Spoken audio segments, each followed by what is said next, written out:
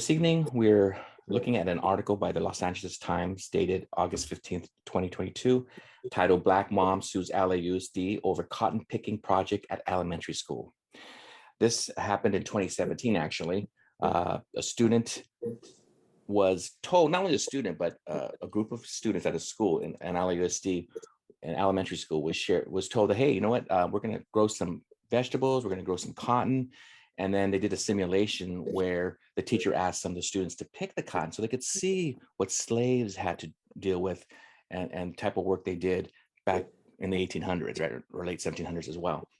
And so they did that, the simulation, and then the teacher said, not everyone has to do it if they don't feel comfortable, and some students didn't. And actually, this student did do it. She felt uncomfortable. The child of this mother who sued, she decides later on to tell her mother, and her mother noticed that she was uncomfortable, didn't feel well about this activity, and so she confronts the school, and they sue not only the school but the principal and the teacher. The principal later is moved to another school. They changed the name of the school. It's now a magnet school. I'm not saying that's because of this lawsuit, but this did happen in the last couple of years, these changes.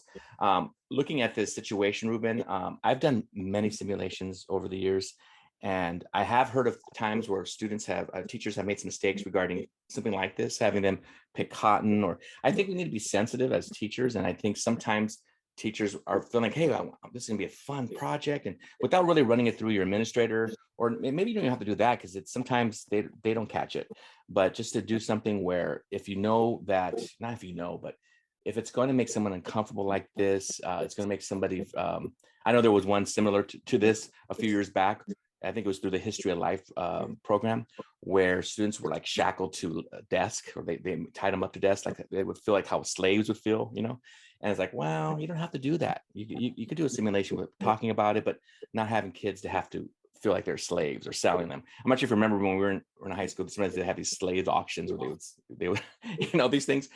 Now we rethink it and like, wow, it's not the best way to handling that, because you're going to in this climate too as well, and you're going to get in a situation where you're hurting somebody's hurting somebody emotionally, not so much physically but emotionally. And so I think it was a good move that the judge sided with the parent, and the LUSU had to be pay for this one.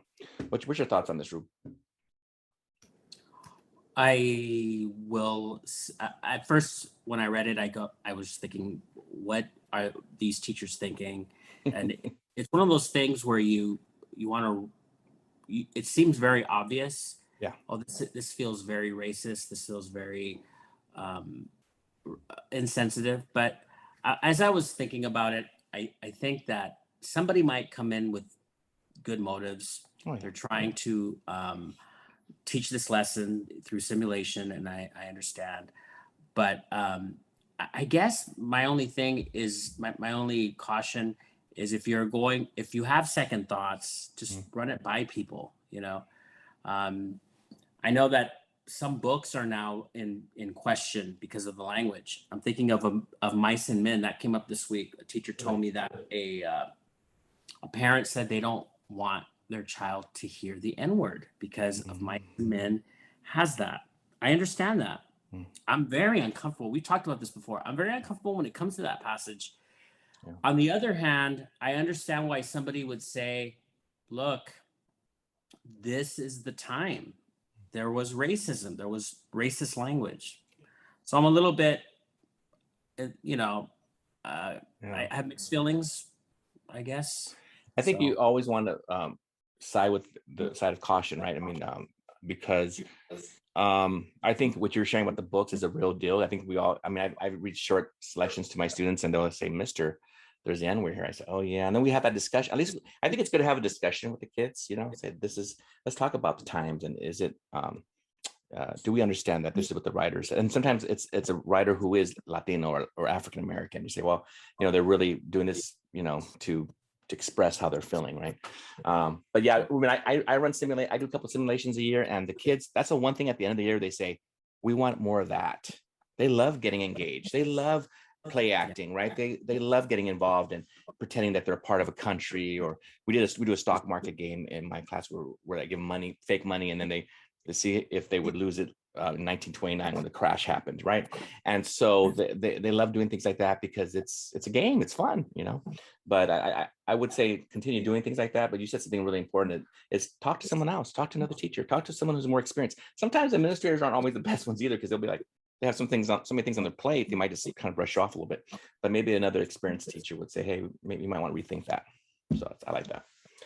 Any other things? Well, I would only add that any opportunity that a student is engaged with the material and they are allowed to speak, and they're getting up out of their seat and they're verbalizing some of the concepts that are kind of on a paper, a document, and you're talking at them. Any opportunity for them to engage, I think, is a good one, a good strategy. Because you and I don't like to just sit there and listen to somebody talk at us for an hour and a half. So they probably don't like that either. Just an alternative assignment is always, I think, a good idea. So that's all. They love it. Well, thanks, Rube. And you know what? Have yourself a good week, people, and we will see you soon. Bye-bye.